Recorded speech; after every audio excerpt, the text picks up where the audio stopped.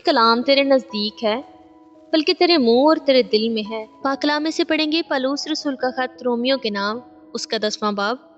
اگر آپ کے پاس کلام مقدس موجود ہے تو میرے ساتھ ہی کھول لیجئے۔ پالوس رسول کا خط رومیو کے نام، اس کا 10واں باب۔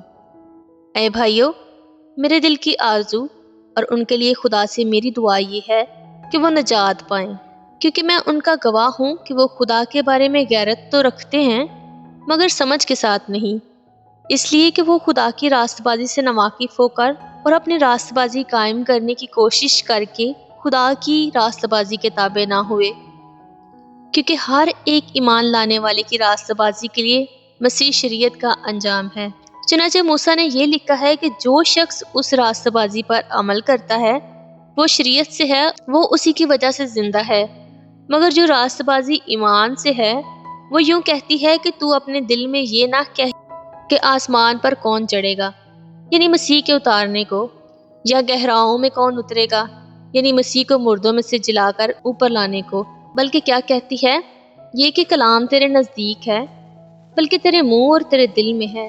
یہ وہی ایمان کا کلام ہے جس کی ہم منادی کرتے ہیں کہ اگر تو اپنی زبان سے یسوع کے خداوند ہونے کا اقرار کرے اور اپنے دل سے ایمان لائے کہ خدا نے اسے مردوں میں سے جلایا تو نجات پائے گا، کیونکہ راست بازی کے لیے ایمان لانا دل سے ہوتا ہے اور نجات کے لیے اقرار منہ سے کیا جاتا ہے۔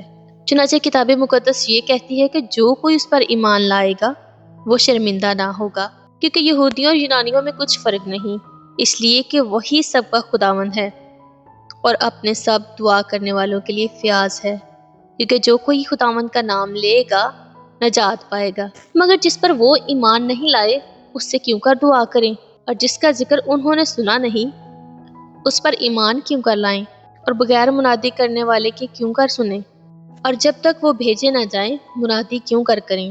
چنانچہ لکھا ہے کہ کیا ہی خوشنما ہیں ان کے قدم جو اچھی چیزوں کی خوشخبری دیتے ہیں، لیکن سب نے اس خوشخبری پر کان نہ دھرا۔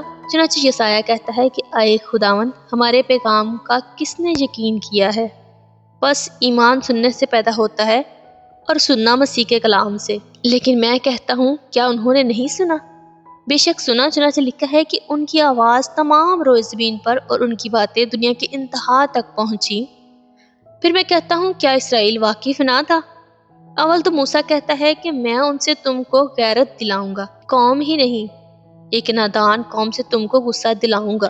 پھر یسایہ بڑا دلیر ہو کر یہ کہتا ہے کہ جنہوں نے مجھے نہیں ڈھونڈا انہوں نے مجھے پا لیا، جنہوں نے مجھ سے نہیں پوچھا ان پر میں ظاہر ہو گیا۔